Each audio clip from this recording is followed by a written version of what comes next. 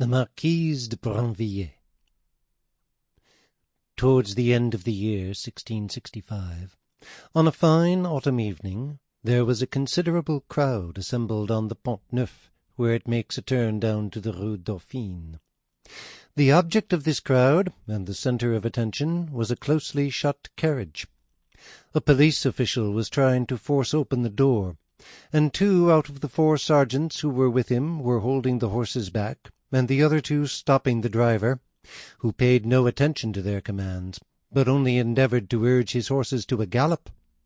The struggle had been going on some time, when suddenly one of the doors was violently pushed open, and a young officer, in the uniform of a cavalry captain, jumped down, shutting the door as he did so, though not too quickly for the nearest spectators to perceive a woman sitting at the back of the carriage. She was wrapped in cloak and veil, and judging by the precautions she had taken to hide her face from every eye, she must have had her reasons for avoiding recognition. "Sir," said the young man, addressing the officer with a haughty air, "I presume, till I find myself mistaken, that your business is with me alone, so I will ask you to inform me what powers you may have for thus stopping my coach.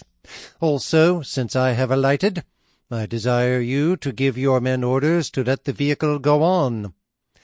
"First of all," replied the man, by no means intimidated by these lordly airs, but signing to his men that they must not release the coach or the horses, "be so good as to answer my questions." "I am attending," said the young man, controlling his agitation by a visible effort. "Are you the Chevalier Godin de Sainte-Croix?" "I am he." "Captain of the Tracy regiment?" "Yes, sir." "Then I arrest you in the King's name. What powers have you?" "This warrant." Sainte-Croix cast a rapid glance at the paper, and instantly recognized the signature of the Minister of Police. He then apparently confined his attention to the woman who was still in the carriage. Then he returned to his first question. "That is all very well, sir," he said to the officer, "but this warrant contains no other name than mine, and so you have no right to expose thus to the public gaze the lady with whom I was travelling when you arrested me. I must beg of you to order your assistants to allow this carriage to drive on. Then take me where you please, for I am ready to go with you."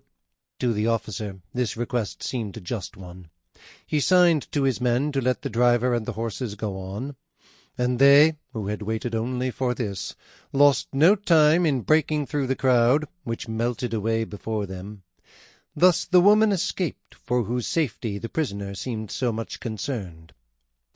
Sainte-Croix kept his promise, and offered no resistance.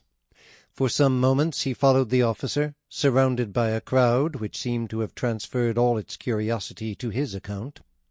Then, at the corner of the Quai d'Horloge, a man called up a carriage that had not been observed before, and Sainte-Croix took his place with the same haughty and disdainful air that he had shown throughout the scene we have just described. The officer sat beside him, 2 of his men got up behind, and the other 2, obeying no doubt their master's orders, retired with a parting direction to the driver. "The Bastille!"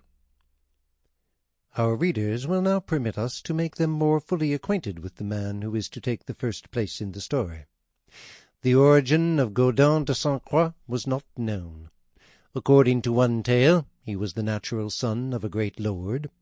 Another account declared that he was the offspring of poor people, but that, disgusted with his obscure birth, he preferred a splendid disgrace, and therefore chose to pass for what he was not.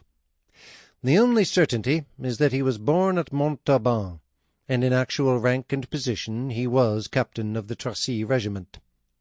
At the time when this narrative opens, toward the end of 1665, Sainte-Croix was about 28 or 30, a fine young man of cheerful and lively appearance, a merry comrade at a banquet, and an excellent captain. He took his pleasure with other men, and was so impressionable a character that he enjoyed a virtuous project as well as any plan for a debauch. In love he was most susceptible, and jealous to the point of... Sample complete. Ready to continue?